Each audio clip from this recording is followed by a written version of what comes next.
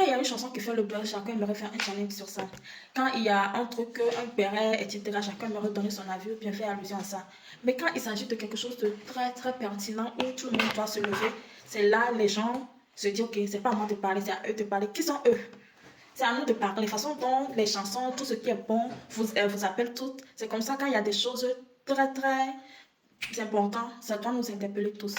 Il y a une fille au nom de Ochana, même si je ne le prononce pas bien, une Nigérienne qui est décédée. Elle a perdu la vie, ça fait déjà 7 ans. Mais c'est maintenant que ça revient sur la toile. C'est bien que ça revient parce que tôt ou tard, si la justice se fait, c'est mieux que rien. Mieux vaut tard que jamais. L'histoire de la fille là, c'était quoi? Elle expliquait dans une interview quand elle avait 8 ans, on a commencé par abuser d'elle. Elle vivait au village avec sa maman, mais sa maman, comme il n'y a pas d'école chez eux, comme ça, sa maman l'a envoyée chez sa tante, c'est-à-dire la grande soeur de sa maman qui est mariée et a des enfants. Maintenant, arrivée en ville avec la tante, l'enfant de sa tante, je ne sais pas, c'est son frère, c'est l'enfant de sa tante ou bien son cousin, commence par le toucher jusqu'à le faire des trucs. Vous voyez, non? À 8 ans. Et il y a un jour, la grande soeur du jeune là les a attrapés. Et la grande soeur, qu'est-ce qu'elle a fait? Elle est partie dire ça à leur papa. Leur papa a appelé le garçon et le papa a grondé le garçon, etc. Moi, je pense que la punition que le papa avait donnée au garçon n'était pas trop suffisante. Mais on dirait c'est le déclic qu'on a donné au papa de faire. Vous ne pouvez pas imaginer, le papa a commencé par faire la même chose. C'est-à-dire que le fils fait ça. Le papa aussi fait ça. Un enfant de 3 ans, ce ne sont pas des enfants, on va dire le fils est aussi un enfant du genre du même âge, il a 8 ans, on va dire ils font les petits jeux des enfants bizarres. Non, c'était un homme. Plus son papa qui est un homme qui connaissait le bien et le mal, qui faisait ça à l'enfant. Plusieurs fois l'enfant a été à l'hôpital ou bien à l'école, les trucs comme ça, on le remarque. Moi je pense que beaucoup de gens, surtout en Afrique, ne font pas bien le travail. Ne font pas du tout leur travail. Ça c'est une autre parenthèse, je vais mettre. Un enfant de 8 ans ou bien un enfant qui vient, vous voyez là-bas, vous voyez les trucs que c'est pas possible. C'est pas possible qu'on fasse ça à un enfant. Vous devez appeler les autorités parce que même si tu appelles les autorités, eux aussi, je sais pas pourquoi eux aussi ne font rien. Il n'y a pas justice, surtout pour les pauvres, il n'y a même pas justice. On s'en fout de la vie des gens là-bas, on s'en fout. On préfère que tu meurs et tout le monde va venir. Ah, tu étais quelqu'un de bien, etc. Sinon, on s'en fout. Tu vois, combien de personnes font bien leur boulot? Il y a une madame, une maîtresse qui est décédée au Congo. Tous les enfants pleuraient la maîtresse. La maîtresse était tellement gentille. Et beaucoup disent que c'est l'envie, etc., la jalousie. Et c'est toujours comme ça. C'est ce qui m'énerve. La plupart des gens ne font pas bien leur travail. La personne qui veut faire son travail avec amour, tu vas voir ses collègues qui l'envient. Tu vas voir, il y a une infirmière qui est tellement gentille et tous les clients aimeraient être soignés par l'infirmière là. On commence par voir l'infirmière là, etc. On peut même la renvoyer parce que les patients demandent trop d'après. Elle, on va dire, mais qu'est-ce que tu as fait? Tu te crois où? Tu penses que quoi? Tu es ici pour te faire des amis, etc.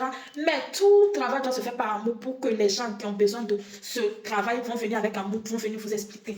Tu pars, même porter plainte, on te pose des questions, tu te demandes qui m'a envoyé ici.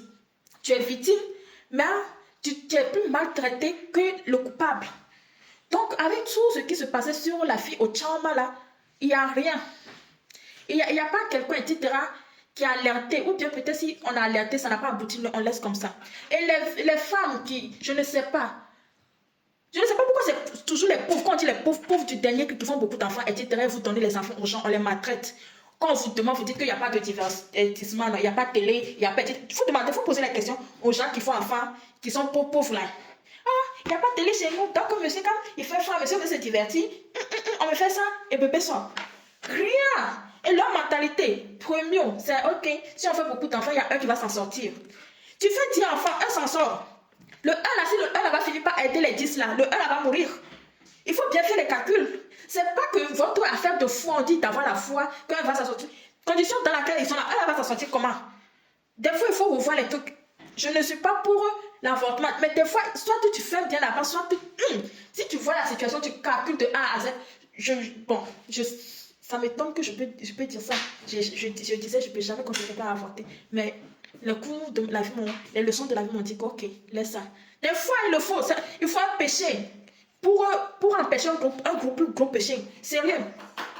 Ok, revenons au sujet de Ochamba là.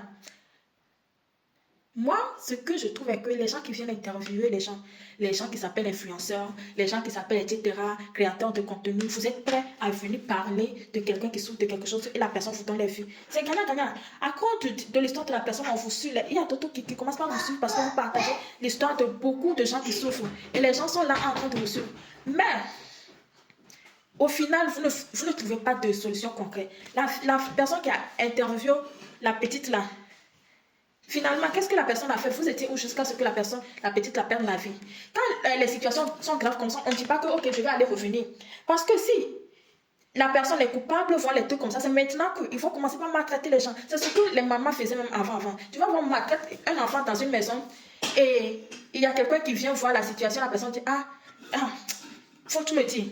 L'enfant dit tout, vous partez redire aux parents que c'est ce que l'enfant m'a dit, donc ne le frappez pas, vous ne venez plus à l'aide de l'enfant. C'est pas comme ça on aide. Si tu veux aider quelqu'un, tu le sors hors danger, que la personne soit hors danger avant de parler. Et quand la personne finit de parler, vous protégez la personne, que les coupables ne viennent plus toucher à la personne. Et beaucoup d'enfants meurent, beaucoup de personnes meurent comme ça parce que, voilà, on ne porte pas d'aide concrète. On est tous coupables, on ne porte pas d'aide concrète.